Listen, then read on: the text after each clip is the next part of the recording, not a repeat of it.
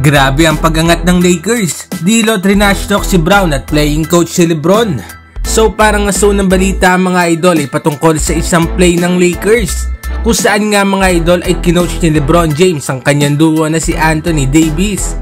Sinabi nga nito kay AD na kailangan nga nitong mag-dribble at sabay banggay nga si Turner para mawala ang tangkad nito dahil isang shot blocker si Turner.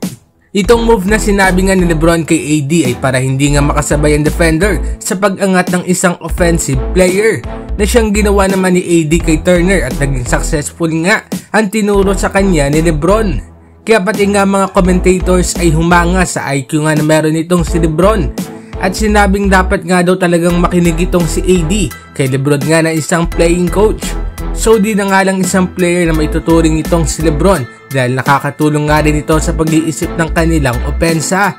At para naman sa sunod na balita ay patungkol naman sa naging mainit na trash talkan ni Brown ng Pacers at ni D'Lo ng Lakers.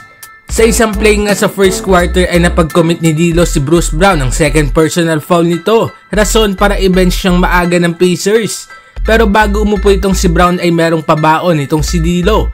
Aniya kung may gusto nga daw sabihin si Brown sa kanya ay ipakita nga daw ito sa court. Iba na nga daw ngayon dahil wala na nga daw sa tabi ni Bruce Brown si Jokic.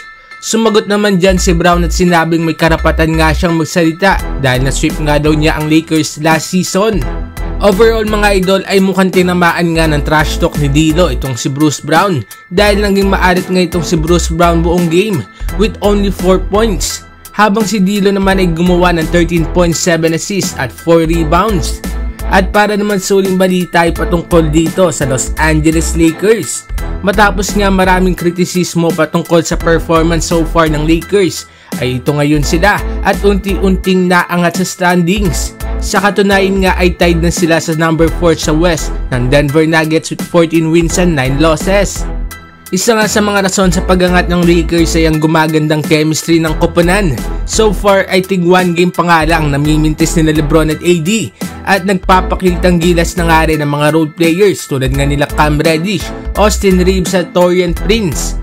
Mas maganda na nga rin ang ikot ng rotation ni Coach Darvin Ham at mas na-utilize na ang players nga sa kanilang roster. Kudos na nga rin sa paglalaro ni D'Lo bilang third option ng Lakers, lalo na nga sa palagi nitong pag-feed ng bola kay Anthony Davis sa paint. Isa pang rason sa pag-angat ng Lakers ay ang pag-angat nga rin ng kanilang overall na laruan ay ang pagiging healthy nga ng kanilang koponan. Ano masasabi ninyo dito mga idol?